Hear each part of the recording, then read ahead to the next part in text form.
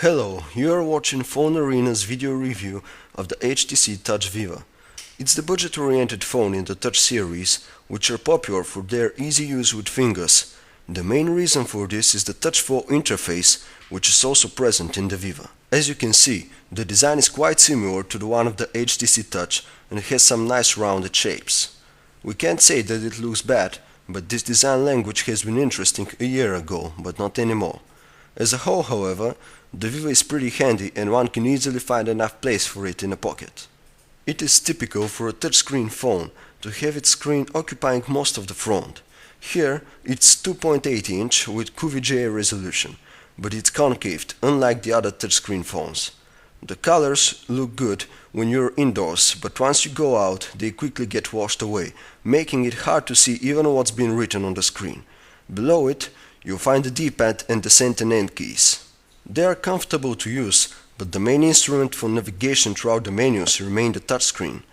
Other physical buttons include the volume rocker on the left side and the power button on the top. The bottom houses only the mini USB port, which is also used to plug in the headphones. The Viva uses the latest version of Touch 4, which in contrast to the Touch 4 3D lacks the 3D animations and transitions, taking a bit of its charm away, but on the other hand, it compensates by working really fast. The digital watch from the Home tab has been changed with an analog one, which isn't such a great alteration, but we decided that it was worth mentioning. The People tab is with a slightly different appearance. You can store up to 12 contacts in it, as you are able to see only 6 of them, and in order to see the rest, you will have to swipe your finger vertically on the screen. If the person you want to call isn't among these 12, you will have to tap on All People, which will take you to the classic Windows Mobile phone book. The Viva's multimedia capabilities aren't vast, but we can't say that they are poor either. In order to play videos, you have the standard for this operating system media player. The videos are looking good, but only if their resolution isn't above 320 by 240 pixels, which is also the screen resolution. When the clips are with higher res, the Viva cannot play them smoothly. To listen to music, you can again rely on the Windows media player, but the HTC has also provided the audio manager. It features a nice interface and displays the album covers flawlessly. You can also filter your songs by artist, album, genre, composer or playlist. The sound quality through the speaker is about the average and we don't have the remotest idea what it would be through the headphones, as such are actually missing in the package. And because of the lack of a 3.5mm jack, we couldn't plug in our favorite headphones. We almost forgot. The YouTube player is also on board, so if you have a good internet connection, you will be able to enjoy this one too. It's preferable if you use Wi-Fi, because 3G support is also missing. The camera is 2 megapixel and the quality of the pictures is on the average.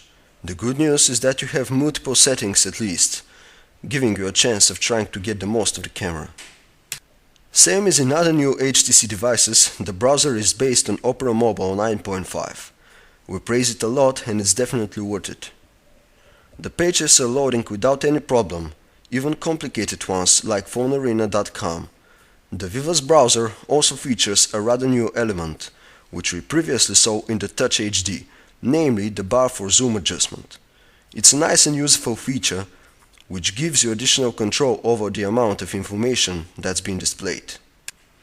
In spite of the various features of the Windows Mobile operating system, it's of major importance how the device performs as a phone. The sound is pretty loud in both directions, but also too sharp.